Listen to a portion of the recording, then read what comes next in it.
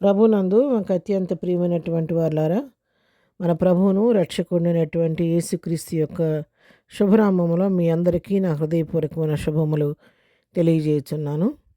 ఈ ఉదయకాల సమయంలో దేవుని వాక్యాన్ని ధ్యానం చేసుకుందాము. సమూయేలు మొదటి గ్రంథము మొదటి అధ్యాయము 17వ వచనం చదువుకుందాం.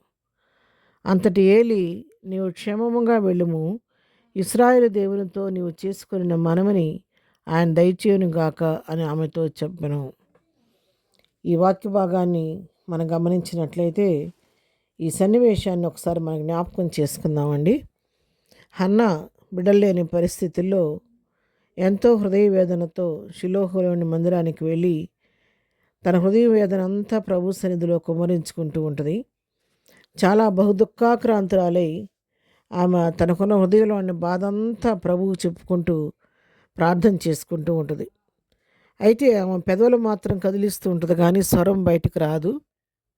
మౌనంగా ఆ విధంగా చాలా సమయం ఆ విధంగా ప్రార్థిస్తూ ఉంటే యాజకుడైన ఏలి ఆమెను గమనించి, నువ్వు ఇంకెంతసేపు మత్తురాలుగా ఉంటావు, నీ యొద్ద నుండి ద్రాక్షారసం తీసివేయమన్నప్పుడు ఆమె చెప్పుద్ది, దయా నేను ద్రాక్షారసం వలన మత్తురాలని కాలేదు, మనోదుఖం గలదాననై నా దేవుని సన్నిధిలో యెహోవా సన్నిధిని నా ఆత్మను నేను కుమ్మరించుకొనుచున్నాను.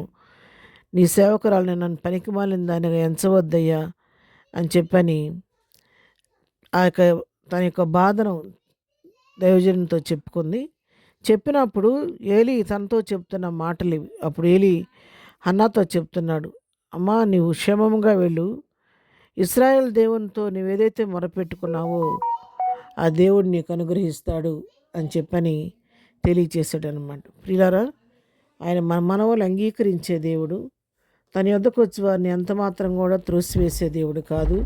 ప్రార్థించినప్పుడు ఆ ప్రార్థనకు జవాబిచ్చే దేవుడు, మన కన్నీటిని తుడిచే దేవుడు.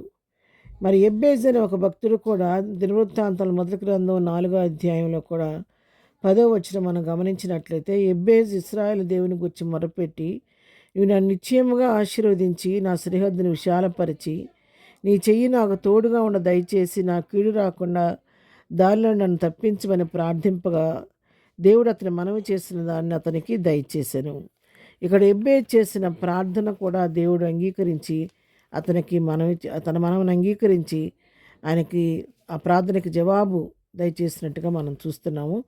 రాజుల 2వ గ్రంథం 20వ అధ్యాయంలో కూడా మనం చూస్తే, హిజ్కియాకు మరణకరమైన వ్యాధి కలిగినప్పుడు నువ్వు మరణమవుతున్నావు కాబట్టి నీ ఇంటిని చక్కబెట్టుకోమని యెషయా ప్రవక్త చెప్పినప్పుడు హిజ్కియా తన గోడతోటి తన ముఖం తిప్పుకొని కన్నీటితో ప్రభు సన్నిధిలో ప్రార్థించినప్పుడు దేవుడు 5వ వచనంలో చెప్తాడు, నీవు కన్నీళ్ళు విడిచిన సూచితిని, నీ ప్రార్థన నేను అంగీకరించి ఉన్నాను, నేను బాగు చేసేదను, 3వ దినమున నువ్వు యెహోవా మందిరంలోకి ఎక్కిపోదు అని, ఇంకా 15 సంవత్సరముల ఆయుష్యం నీకు ఇచ్చేదను, మరియు నా నిమిత్తము నీ సేవకుడైన దావీదు నిమిత్తం నీ పట్టణంలో నేను కాపాడుచు నిన్ను ఈ పట్టణం అష్షూరు రాజు చేతిలో నుండి పడకొడిని విడిపించేదనని చెప్పి అతనికి వాగ్దానం చేస్తాడు. ఇక్కడ హిజ్కియా యొక్క ప్రార్థన కూడా దేవుడు ఆలకించినట్టుగా మనం చూస్తున్నాం. ప్రియారా, మరి తన యొద్దకు వచ్చి వారి తను మనవి చేసుకున్న వాళ్ళు ఎవరిని కూడా దేవుడు త్రోసివేసే దేవుడు కాదు.